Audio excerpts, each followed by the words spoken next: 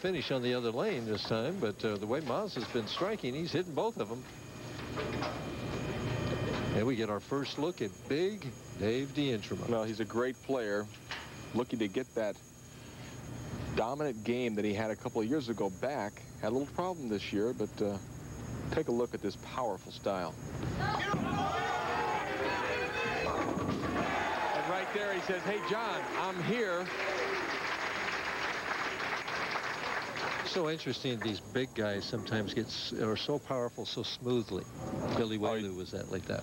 Yeah, and Dave is another good example of a big man who's very powerful but does it in very nice rhythm and motion.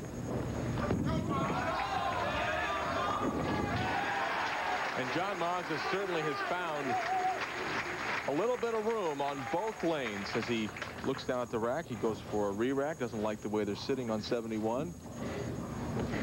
If I were to guess, I'd say that it looks like the head pin a little bit to the left, closing the rack down a little bit for the left-handed John Mazza. How's that one look? It looks about the same.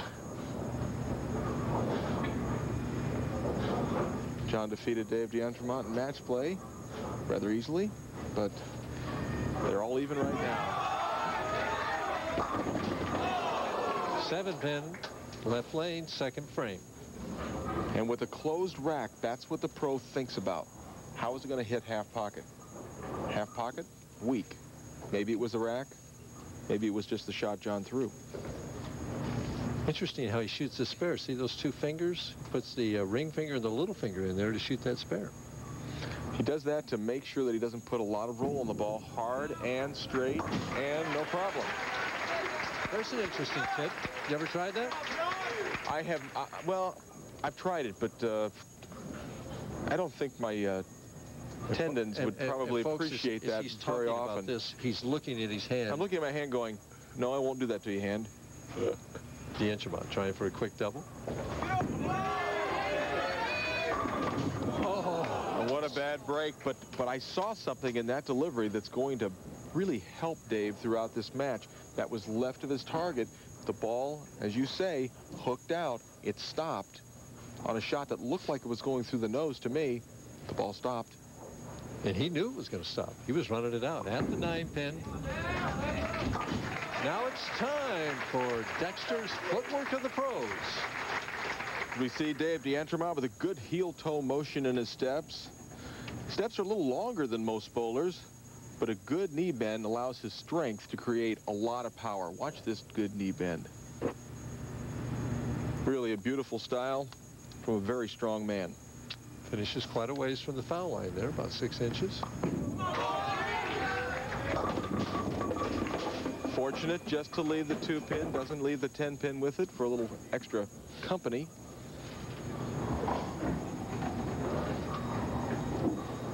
And there's Dave's wife, Sylvia. She flew in today from Cleveland. Not a far trip. Well, I'm sure a lot of people in Cleveland aren't real pleased at the outcome of the series, but I thought that the Indians really did a great job, and they were just a little bit outplayed towards the end. Just a little bit.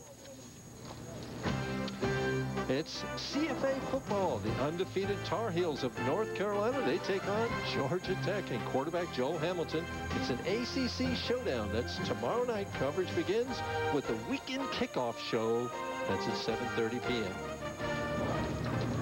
John Mazza in the 3rd frame with a 1-pin lead. Needs to strike to keep it. And look at this. Oh, gets the messenger, but a little bit of interference. Right now, Mazza's opponents are averaging 177 at him. He's averaging 236, so having it his way.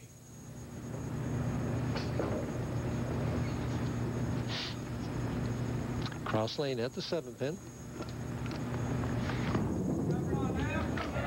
As he converts that, we want to inform you of the PBA's information hotline for all the latest PBA news, stats, and information. And to hear an interview with tonight's Ebonite Challenge champion, check out the PBA's information hotline at 1-900-420-4PBA. If you got a question for Mazza or DeIntremont, whoever wins and it's selected, you could hear the answer on the hotline 45 minutes after tonight's telecast.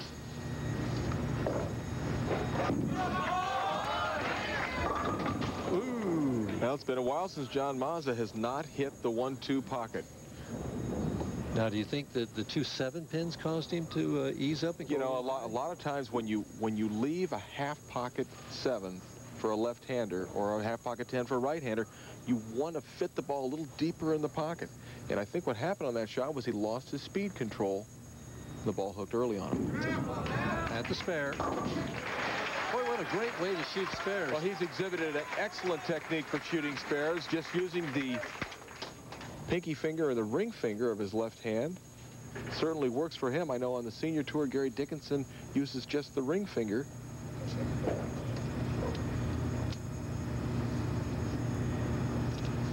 Fourth frame, D'Entremont leading by 3.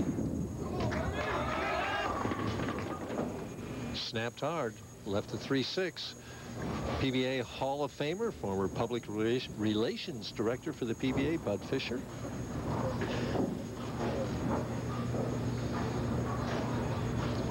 Changes balls to shoot the 3-6 cross lane. A spare, and he'll lead by 1 pin, Marsh. And a good spare for Dave. You can see D'Entremont was the leader in the second round, and then after the last round, Tom Baker was up there for a couple of rounds. Dave told me that he bowled this week kind of like his Indians played baseball, kind of on a roller coaster. Take a look at that grip of Dave D'Entremont. He tucks that pinky finger for extra power, cups the wrist, and really lets it go. Watch this ball hook. Ooh. Oh my gosh. Solid 9, solid 8.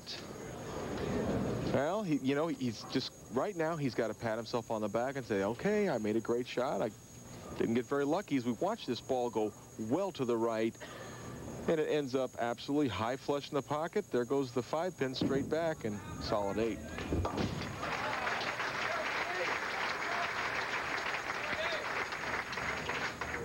Well, match is all even. And there's another good break for John Mazza.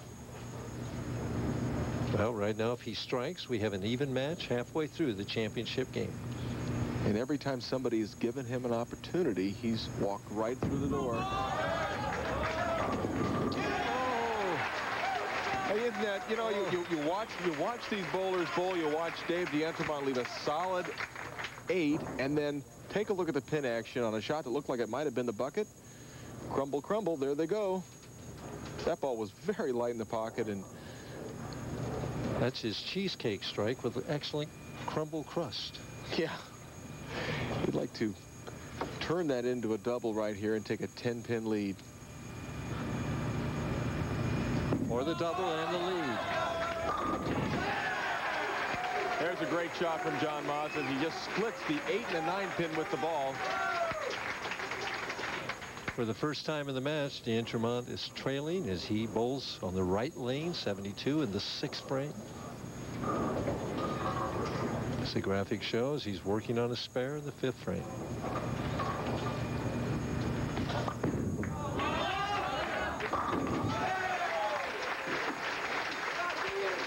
I asked him how he went from 22nd to 1st. Well, it's not quite as amazing as it seems. Even though I was 22nd, I was only 180 or 90 pins out of 5th. That was my main goal, just try and get to 5th. I bowled well in the morning, got to 10th, and come in the night block. And when I shot a big game, the other guys in the top 5 seemed to falter a little bit, so things just went my way. Well, they haven't been going his way in this match, but he can even the match with a double in the 7th frame. Oh, yes, Dave. How about that, a break for me, he's saying. Wow, I don't know what pin came off and got that 9-pin. Well, we'll take a look at the pin action. Now, what pin is this? It's the 2-pin. 2-pin comes back and just kicks the bottom of the 9-pin. Yeah. And he gives thanks.